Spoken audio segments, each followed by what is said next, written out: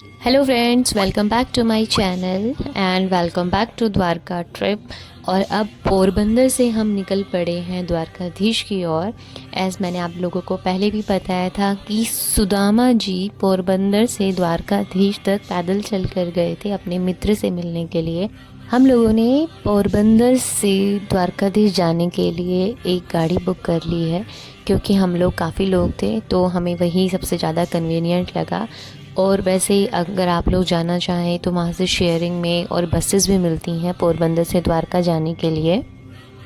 और जब हम पोरबंदर से द्वारका जाते हैं तो जो रास्ता है यहाँ का बहुत ये समुंदर के पास पड़ता है पूरा एरिया, तो ये बहुत ही सुंदर है, बहुत ही हरा भरा, तो बहुत देखने में अच्छा लगता है। और आपकी जर्नी इतनी जल्दी कंप्लीट हो जाती है ये सब देखते हुए कि पता ही नहीं चलता है कि हमने कब शुरू करी थी और कब ख़त्म हुई।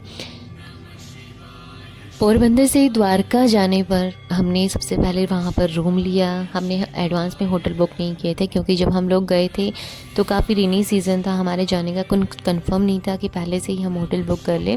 तो हमने वहीं जाकर अपना सब कुछ अरेंजमेंट किया था। और जाकर हम सबसे पहले फ़्रेश हुए, फिर हमने लंच किया और लंच के बाद हमने सबसे पहले वहाँ सोचा कि हम दूर की प्लेसेस कवर करते हैं जो द्वारकाधीश के पास है। तो हम सबसे पहले ऑटो बुक किया। ऑटो वाला बंदा लगभग 700-800 रुपये लेता है, थोड़ा सा नेगोशिएबल रहता है बट ज़्यादा नहीं। तो हमने ऑटो बुक करके सबसे पहले हम निकल पड़े नागेश्वर ज्योतिर्लिंग के दर्शन के लिए, क्योंकि यहाँ पर इस रूट पर 4 से 5 जगह पड़ेंगी जो हम लोगों ने सोचा पहले हम वो कवर करते हैं और अर्ली मॉर्निंग हम द्वारकाधीश जी के दर्शन करेंगे।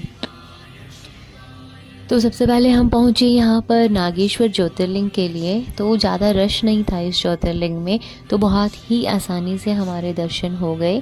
और उसके बाद ये नागेश्वर ज्योतिर्लिंग में आपको एक बड़ी शिव की प्रतिमा दिखाई देगी, जो कि लेफ़्ट साइड में है मंदिर के, और बहुत ही सुंदर लगती है। नागेश्वर ज्योतिर्लिंग 12 ज्योतिर्लिंगों में से एक ज्योतिर्लिंग है। और इस ज्योतिर्लिंग की स्पेशलिटी ये है कि इस ज्योतिर्लिंग में भगवान शिव और माता पार्वती की नाग और नागिन के रूप में पूजा की जाती है, और उन पर नाग और नागिन का जोड़ा भी चढ़ाया जाता है। और ऐसा किसी और ज्योतिर्लिंग में नहीं है, ये स्पेशल यहीं पर है, क्योंकि हर ज्योतिर्लिंग की अपनी अलग महिमा है। और इस मंदिर में अगर आपको शिवलिंग पर जल चढ़ाना है तो जेंट्स लोगों को धोती पहन के जानी पड़ती है, और लेडीज़ भी अंदर जा सकती हैं, बट जेंट्स के लिए है कि उन्हें धोती बदलनी पड़ती है। इसमें बाहर आपको इतना प्रसाद वगैरह नहीं मिलेगा, मंदिर के अंदर ही सब कुछ अरेंजमेंट किया हुआ है। तो वहीं से आप टोकन ले सकते हैं अपने दर्शन का, क्योंकि अभिषेक अगर करना है तो आपको टोकन लेना पड़ेगा, और प्रसाद का भी टोकन लेना पड़ता है। तो ये स्टॉल्स जो आप देख रहे हैं ये सारे यहाँ पर मंदिर के अंदर ही हैं, जस्ट शिवलिंग के सामने ही है। इस मंदिर के पीछे का रहस्य ये है कि यहाँ पर एक दारुका नामक रावण रहता था पहले कभी। तो जब उसने काफ़ी उत्पात मचाया यहाँ पर और एक शिव भगत कन्या सुप्रिया को उसने कैद कर लिया, तो अपने शिव भगत की रक्षा करने के लिए भगवान शिव यहाँ पर आए और उन्होंने दारुका राक्षस का वध किया था। और फिर वो यहीं पर ही समा गए थे, तो इसीलिए ये नागेश्वर ज्योतिर्लिंग है। भगवान शिव और उनकी महिमाएं अनेक हैं, और उन्हीं में से एक महिमा ये है, आप लोग आराम से यहाँ बिल्कुल दर्शन कर सकते हैं, क्योंकि मुझे नहीं लगता कि बाकी के टाइम पर भी यहाँ ज़्यादा रश रहता होगा, या फिर हम लोग ऐसे सीज़न में आए हैं कि यहाँ ज़रा थोड़ा सा भी रश नहीं था, बहुत आराम से हमें दर्शन हो गए थे। और भगवान शिव की कृपा थी हमारे ऊपर कि ज़्यादा रश नहीं मिला। और भगवान भोलेनाथ के दर्शन करने के बाद मंदिर के पीछे एक बड़ा सा तालाब भी है, और आप लोग वहाँ जाकर मछलियों को दाना भी खिला सकते हैं। हम लोगों ने भी मछलियों को दाना खिलाया था यहाँ पर, तो काफ़ी अच्छा लगता है, मछलियाँ काफ़ी सारी रहती हैं यहाँ पर।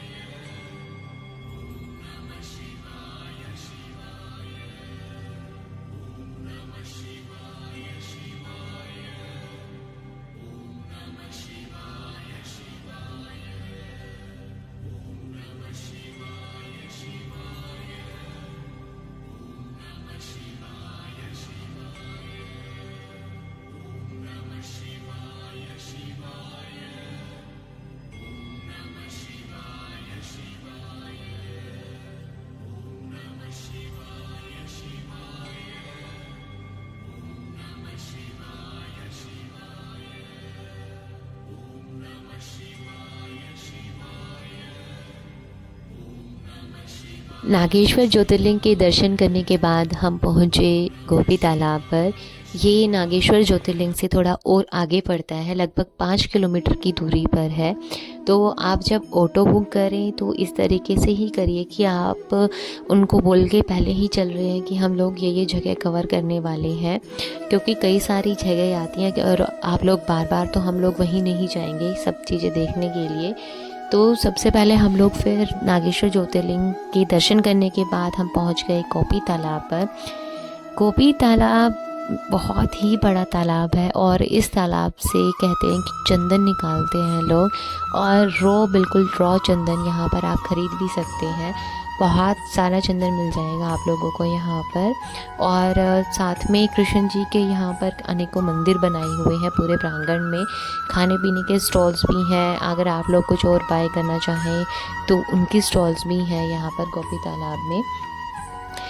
गोपी तालाब कहा जाता है कि जब वृंदावन से लगभग 16,000 सखियाँ जो कृष्ण से प्रेम करती थी, वो यहाँ पर आई थी कृष्ण जी से मिलने के लिए। और कहा भी जाता है कि ये रासलीला हुई थी यहाँ पर बहुत ही बड़ी, और उसके बाद सभी गोपियाँ इसी कुंड में समा गई थी। तो इसीलिए गोपी तालाब बहुत ही फेमस है, और आप इसके दर्शन ज़रूर करिए अगर आप लोग इधर द्वारका में आते हैं तो। और ये गोपी तालाब लगभग 5,000 साल से भी अधिक पुराना है, तो काफ़ी महिमा है इस तालाब की। और आप लोग ऐसे छींटे लगा सकते हैं दर्शन करने के बाद यहाँ पर जो मंदिर है।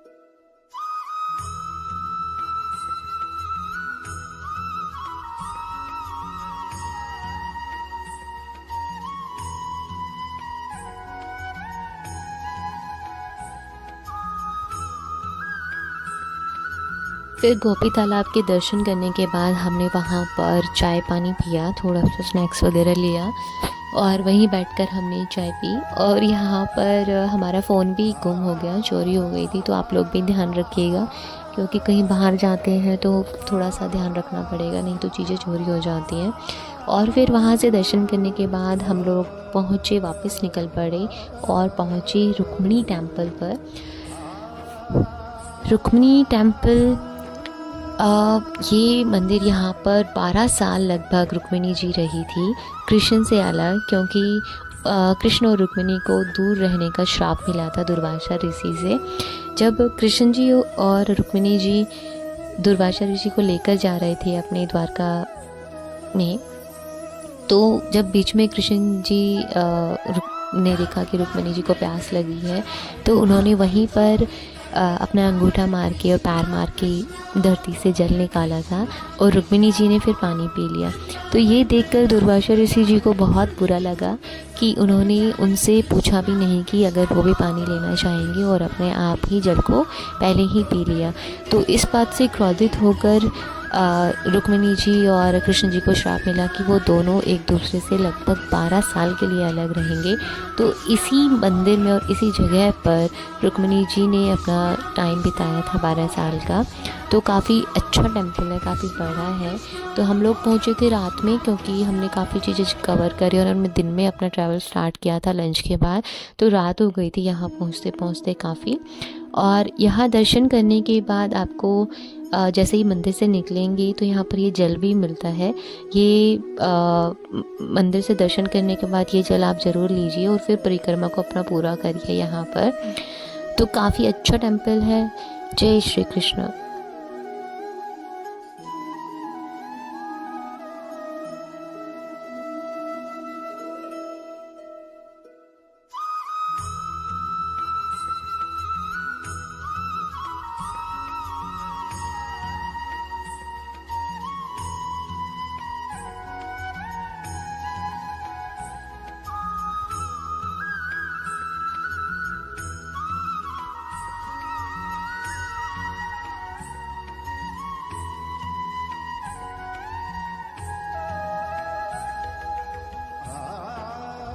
रुक्मिणी टेम्पल दर्शन करने के बाद हम पहुँचे बड़केश्वर मंदिर में। यहाँ पर शिव लिंग इतना बड़ा है और बहुत ही अच्छा लगता है दूर से देखने में। इस मंदिर में आई थिंक मई, जून या जुलाई के आसपास समुंदर खुद शिवलिंग का अभिषेक करने के लिए आते हैं, तो वाटर लेवल इतना बढ़ जाता है यहाँ पर कि वो शिवलिंग तक पहुँच जाता है, या उनके आप कहिए कि जो उनमें छींटे आते हैं वो शिवलिंग तक आते हैं। वैसे अभी भी आ रहे थे वो। तो हम लोग काफ़ी देर तक यहाँ पर रुके थे बड़केश्वर टेम्पल पर, क्योंकि समुंदर रात में इतना अच्छा लग रहा था, बहुत ही सुकून मिल रहा था वहाँ बैठकर। तो हम लोग काफ़ी देर वहाँ बैठे रहे और हमने ये दर्शन किए थे। तो आप लोग जब रुक्मिणी टेम्पल से वापस द्वारकाधीश की साइड आएंगे तो ये मंदिर वहीं पड़ता है आपका, बड़केश्वर टेम्पल। सो एक बार तो ये बिल्कुल देखना बनता है, और समुंदर के पास होने की वजह से ये इसको और स्पेशल बना देता है। बहुत ही अच्छा लगता है। यहाँ पर भी काफ़ी लोग आए हुए थे।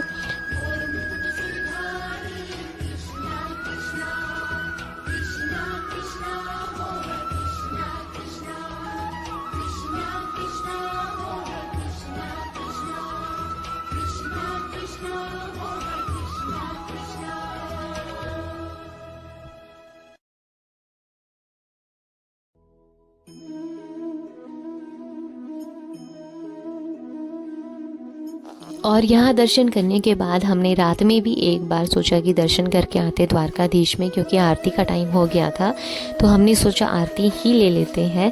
तो यहाँ से निकलने के बाद हम पहुँचे द्वारकाधीश मंदिर में और हमने आरती अटेंड करी वहाँ पर। तो एकादशी का दिन था उस दिन, तो बहुत ही ज़्यादा रश था, काफ़ी देर लाइन में भी लगा रहना पड़ा, और काफ़ी धक्का मुक्की तो रहती ही है अगर रश हुआ तो फिर यहाँ से निकलने के बाद हमने द्वारकाधीश के दर्शन करे और फिर हम लोग पहुँचे अपना डिनर के लिए। हमने डिनर किया बाहर ही, होटल में नहीं किया। हमने सोचा बाहर की चीज़ें भी एक्सप्लोर करते हैं, जो गुजरात का मेन फूड है वो ट्राई किया हमने।